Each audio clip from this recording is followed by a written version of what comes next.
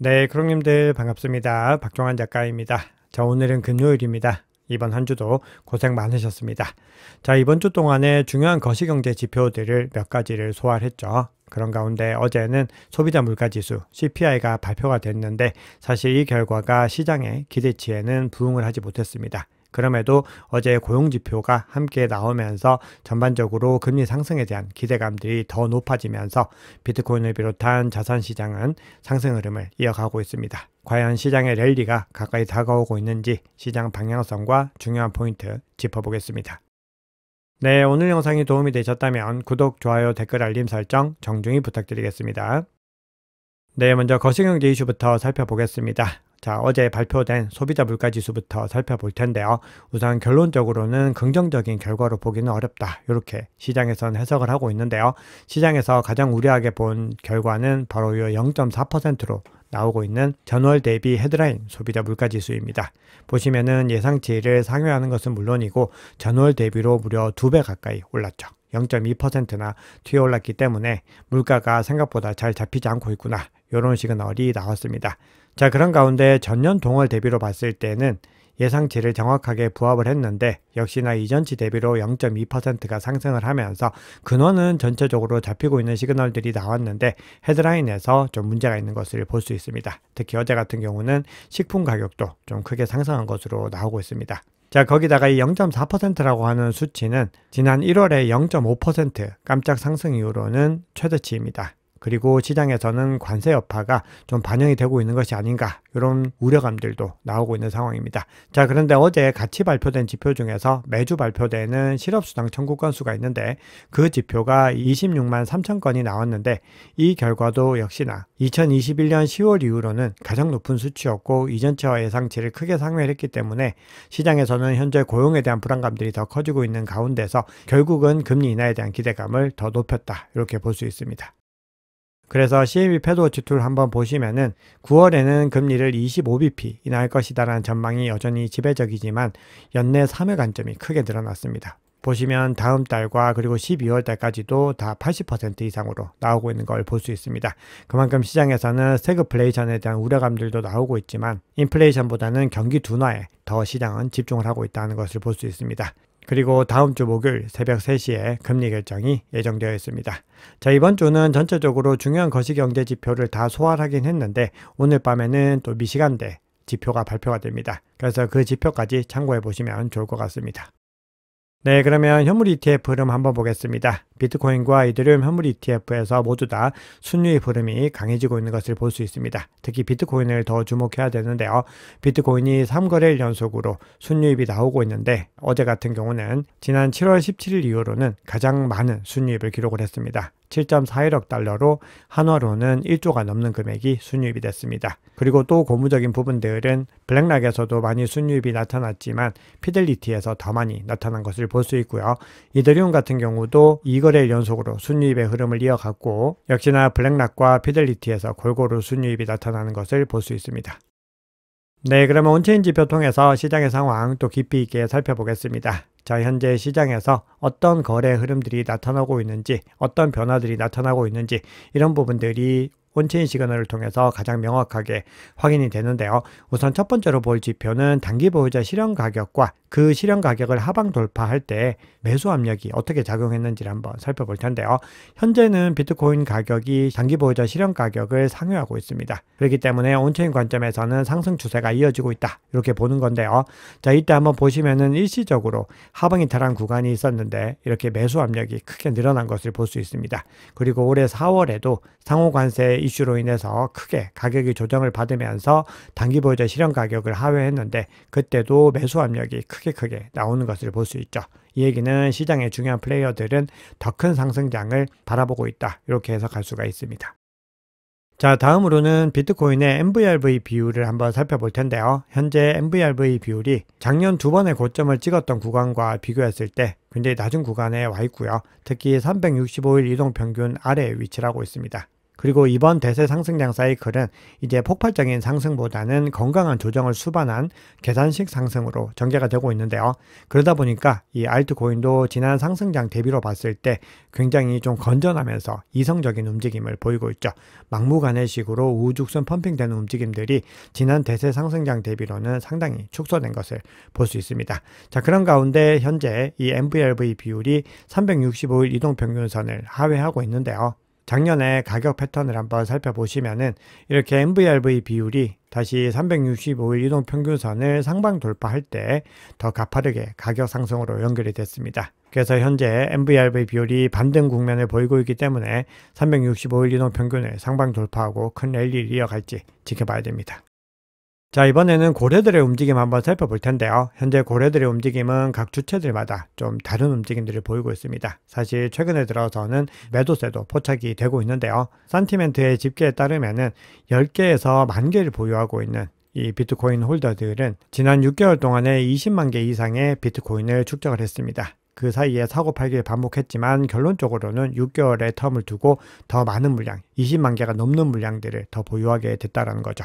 자, 그런데 가격 영향력 측면에서는 사실 이 구간에 있는 고래들이 중요합니다. 즉 10개에서 10,000개가 중요한데 10개 미만의 주체는 사실 가격에 영향을 주기 어려운 개인 투자자들이 너무 많습니다. 반면에 10,000개 이상을 보유하고 있는 지갑들은 사실 투자나 거래 목적보다는 거래소 지갑이나 유동성 공급자들이 많이 줄을 차지하고 있습니다. 그러다 보니까 현재 10개에서 10,000개라고 하는 가장 중요한 주체들의 움직임들을 살펴봤을 때 고래들은 역시나 시장을 긍정적으로 바라보고 있다, 이렇게 볼 수가 있고요.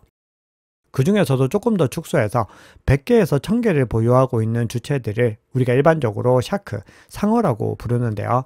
이 주체들은 최근에 이 매집 물량들을 크게 늘리고 있는 것을 볼 수 있습니다.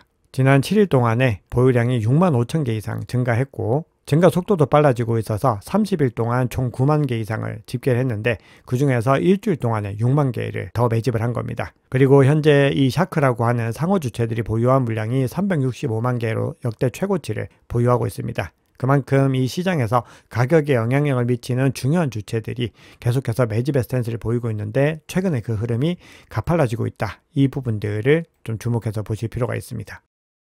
네, 이번에는 개인 투자자들 주의 한번 살펴볼 텐데요. 개인 투자자들의 수요가 이 구간부터 해서 계속해서 감소 추세를 보이면서 음수 영역으로 전환을 했는데 다시 30일 지표 기준으로 해서 양수 영역으로 전환하고 있습니다. 즉 개인 투자자들도 서서히 돌아오는 시그널로 볼 수 있고 작년 두 번의 고점을 봤을 때 개인 투자자들의 수요가 이렇게 크게 증가하는 구간들에서 정고점을 찍었던 걸 볼 수 있습니다. 그런데 올해에는 그때와 대비하면은 턱없이 낮은 수요를 보였던 것을 확인할 수 있죠.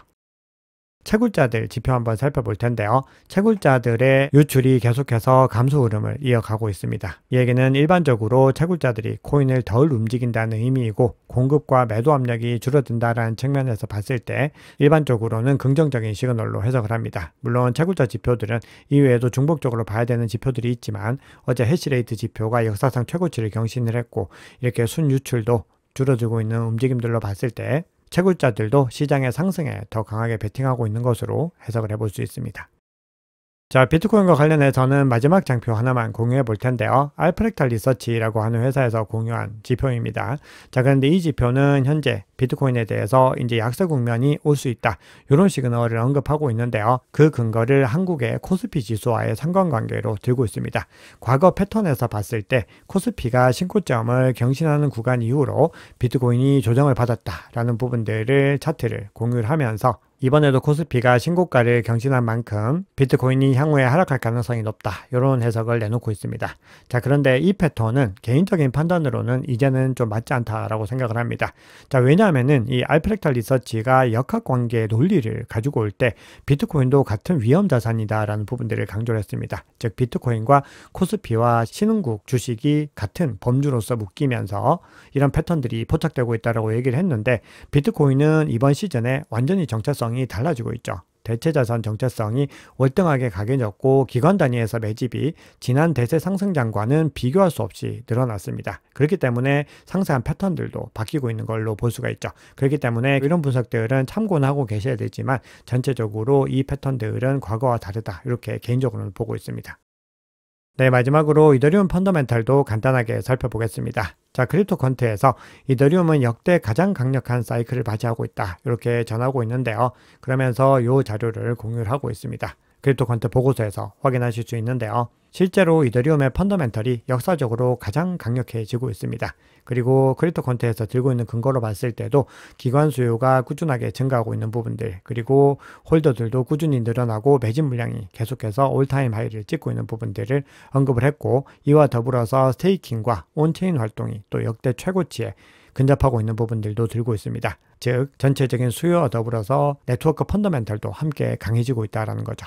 이 얘기는 결론적으로 이더리움이 기관 단위 채택이 늘어나면서 투자 자산으로서의 가치가 증가하고 있는데, 이와 동시에 선도적인 결제 레이어로서의 역할들, 이 레이어 1으로서의 역할도 강해지고 있다, 이런 의미로 해석할 수 있습니다.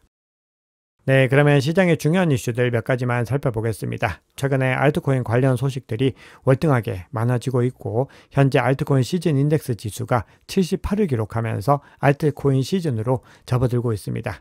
앞으로 이 흐름들이 계속해서 이어질지 그런 부분들 한번 주목을 해봐야 되는데요. 그래서 오늘 기사들도 알트코인 관련된 기사들이 많이 있습니다. 네, 먼저 블랙락이 ETF 토큰화를 계획하고 있다, 이런 소식이 블룸버그를 통해서 전해졌습니다.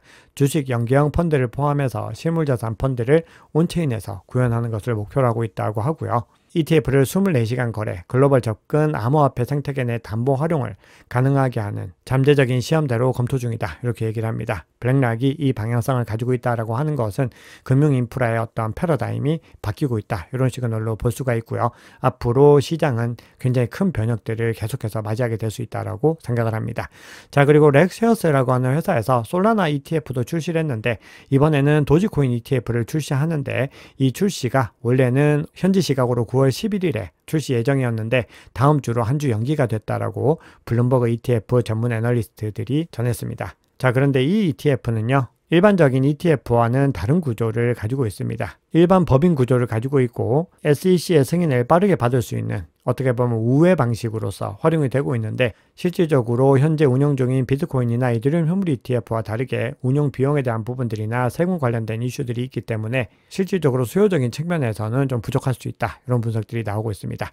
자, 이번에는 이더리움 한번 살펴볼 텐데요. 코인텔레그래프가 이더리움이 4,300에서 4,400달러 구간이 강력한 지지선으로 작용할 수 있다, 이렇게 이야기를 합니다. 그러면서 기관 수요와 파생 상품 포지션을 봤을 때 더 추가 상승할 가능성이 높고 연말까지 목표가가 6,800달러 정도까지는 가능하다, 이렇게 분석을 하고 있습니다. 자, 그리고 솔라나와 XRP, 헤드라 현물 ETF 3종이 미 예탁원에 티커 등록이 됐습니다.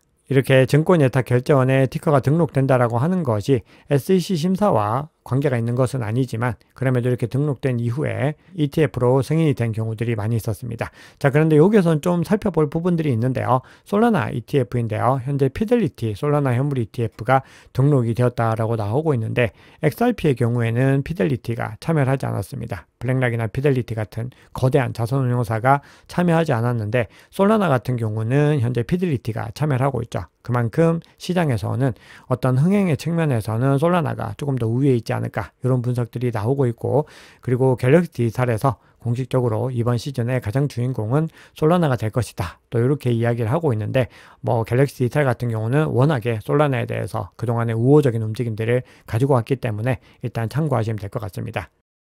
네, 바이낸스 CVD와 코인베이스 프리미엄 지표 한번 살펴보겠습니다. 가장 큰 규모의 갈색고래가 이 구간에서 매도 시그널을 보이고 있다고 말씀을 드렸는데, 이때 굉장히 많은 물량들을 매도했다가 다시 일정 부분 진입하고 관망 관점을 가져가고 있습니다. 그런데 더 고무적으로 봐야 되는 부분은 두 번째로 큰 보라색 고래가 계속해서 매집 추세를 이어가고 있습니다. 반면에 다른 주체들은 물량을 전반적으로 던지면서 바이낸스 CVD는 여전히 매도세가 더 우위에 있는 것으로 나오고 있는데요. 보라색이 계속해서 유지를 하는 가운데 갈색이 더 가파르게 진입하는 구간들을 주목해서 보셔야 되고요. 코인베이스 프리미엄 지표 같은 경우는 CPI 발표 이후에 크게 급등하는 움직임을 보였고, 현재도 계속해서 양수 영역에서 상승 추세를 이어가고 있습니다. 즉 CPI 발표 이후에 가격 상승을 이끈 중요한 주체이자 동력이 미국발 기관이다라는 것을 확인할 수 있습니다. 네, 그러면 비트코인 차트 한번 보겠습니다. 현재 촬영시장 기준으로는 비트코인 가격이 115.7K 부근에 위치하고 있습니다. 장이 다시 바뀌고 나서 상승 추세를 이어가고 있는 건데요. 오늘 오후 5시에 비트코인 주간 옵션 만기가 있기 때문에 단기적인 변동성들은 또 발생할 수 있습니다. 현재 비트코인 가격은 122평선에서 반등을 했고 이틀 사이에 22평선을 넘어서 52평선까지 회복을 하고 있습니다. 그래서 조정을 받더라도 52평선을 지켜내는 것이 중요합니다. 만약에 하회를 하더라도 다시 빠르게 반등하는 것이 중요하죠. 그렇게 됐을 때 계속해서 상승 추세가 더 가팔라질 수 있고요. 22평선이 하락 추세를 보이다가 여기서 반등을 하고 있기 때문에 골든크로스 이후에 정배열이 형성될 때 랠리가 더 가파르게 이어질 수 있습니다. RSI 상으로 봤을 때 현재 상승 흐름을 이어가고 있고 MACD도 강세 흐름을 이어가고 있기 때문에 현재 시장 기준으로는 차트 상으로도 강세 흐름이 이어지고 있는 것을 볼 수 있습니다.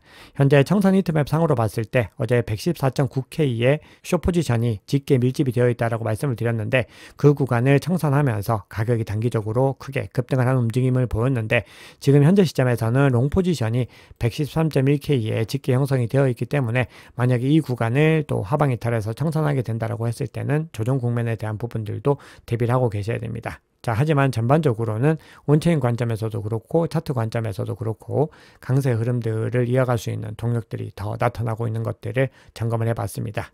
네, 오늘 준비한 얘기는 여기까지입니다. 그랑님들 이번 한 주 동안 고생 많으셨습니다. 평안한 주말 보내시고요. 다음 주에 반가운 모습으로 찾아뵙겠습니다.